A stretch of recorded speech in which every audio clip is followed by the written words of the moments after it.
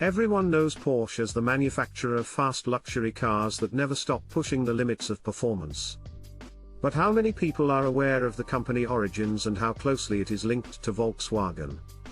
Dr. Ferdinand Porsche, a design engineer, was born as the third of 5 children in Mafferstorf. Bratislava has been a part of the Czechia since the transfer of sovereignty following World War I. Anton Porsche, his father, was the humble proprietor of a humble plumbing workshop where he was born on September 3, 1875. Ferdinand was expected to take over the family business with his brothers, as was customary in German-Austrian society, but he had other interests. At the age of 14, he was already experimenting with electricity, which was popular in the late 19th century. His father, on the other hand, was dissatisfied and disapproved. On the contrary, he spent a long time attempting to prevent his son from engaging in such nonsense. As a result, Ferdinand set up his secret workshop in his home, allowing him to freely explore. He'd get his way in the end, because he went to Renberg's State Trade School. Despite being required to complete a plumbing apprenticeship, he began working for the electrical firm Weller Egger & Company in Vienna in 1893. He rose from an electrician to test center manager in a matter of years. From that point forward, his life began to unfold as a result of his talent and technical understanding. He developed an electric wheel hub motor in. Ferdinand Porsche began working in the newly formed electric car department at KUK Hofwagen Fabri Jacob Lorner and Company the same year. Porsche experienced a watershed moment in 1897. The Lola Porsche would be the culmination of his efforts. At the Paris World Trade Fair, a non-transmission vehicle powered by a Porsche wheel hub engine was hailed as a game-changer. He wasn't just an engineer, though, and he was always looking for new and unusual ways to test his cars. That's where he decided to start racing.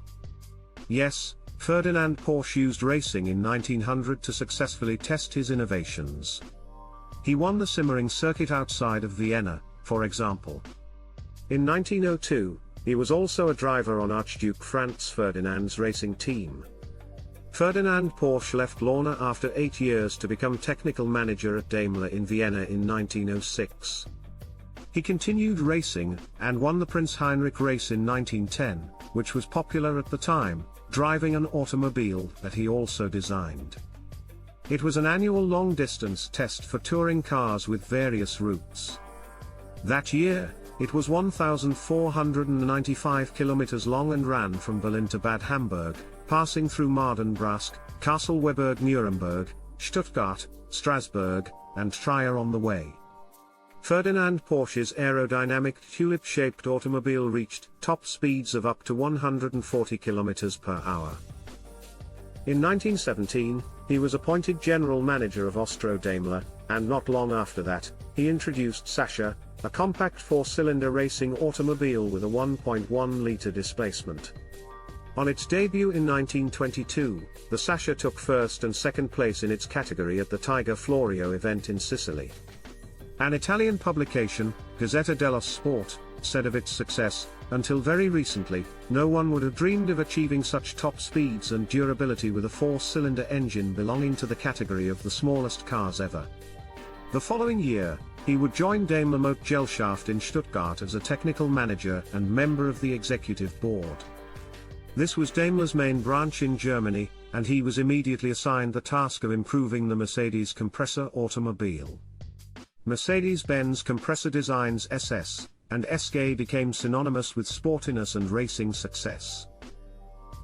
He raced it himself and won the target in this car. Claudio competed in his first race in 1924. On April 25, 1931, the Stuttgart Institute bestowed the honorary title of Doctor upon Ferdinand Porsche. Ferdinand Porsche established his own independent design studio, Porsche Design, which was registered in the Commercial Register.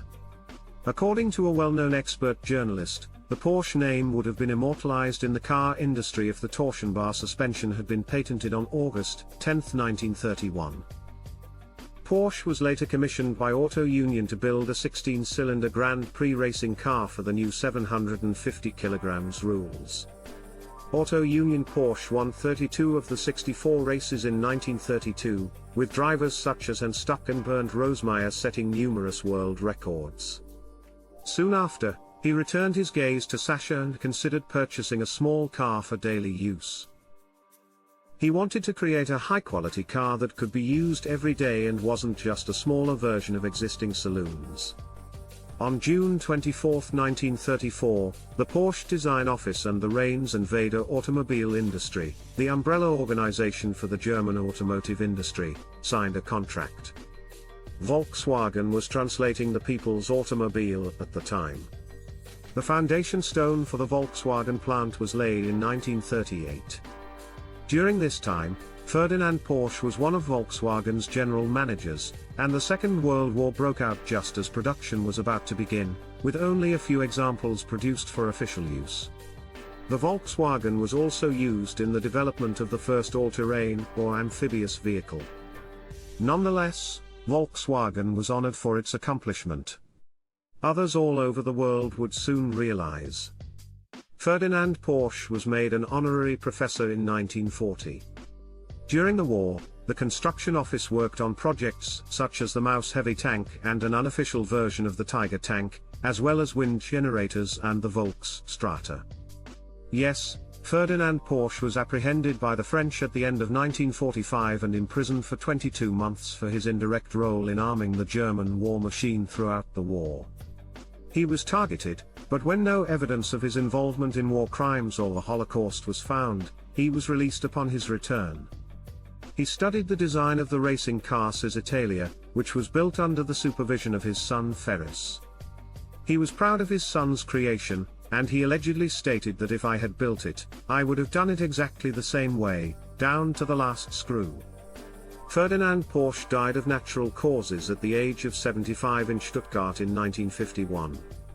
Some may be surprised to learn that Porsche as we know it was founded after his death, but that is how it happened. Ferry Porsche and his sister Louise Peck, who married Anton Pesch, a top Volkswagen executive, created the first Porsche-branded vehicle. In Gemund, Austria, this was the first Porsche 356. The first prototypes of what would become the 356 were created in a small sawmill. The prototype car was shown to German auto dealers, and when pre-orders reached a certain threshold, the reformed Porsche construction company Gemel began producing cars with aluminium bodies. Because it was the company's first model to be sold, the 356 is widely regarded as the first Porsche. After all, spare parts were scarce. While in production in post-war Germany, the 356 car used parts from the Volkswagen Beetle, most notably the engine case from the internal combustion engine transmission, and various suspension components. The 356, on the other hand, went through several stages of evolution. A and B, with the majority of Volkswagen-sourced parts replaced with Porsche-made parts.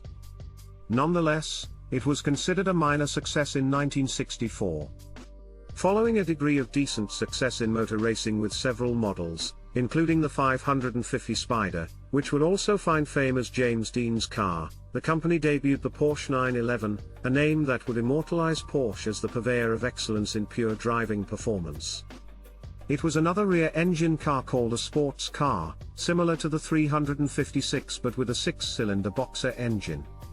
Ferdinand Alexander Porsche, the company's eldest son, led the design team that won numerous motorsports victories. The legendary status of 911 is easy to understand. The car was best signed up for by Ferry Porsche. The only car you could drive on an African safari, to the theater, or through New York City traffic is the 911. Indeed, the 911 only improved as time passed, eventually sporting the Boxster and serving as a worthy supporting model. In its modern history, Porsche has faced challenges head-on. Porsche increased deliveries in all of its global sales locations in the United States as recently as 2021. Growth was particularly notable, with 22% more vehicles shipped than the previous year. In total, 70,025 customers in the United States bought a model from the extensive product line. Porsche sold 84,657 vehicles in the United States. An increase of 22%. 70% of all Porsches ever built are still in use, symbolizing the strong bonds Porsche owners construct with their vehicles. Ferdinand Porsche would be pleased. And if you want to see more motivational business videos, subscribe to our YouTube channel.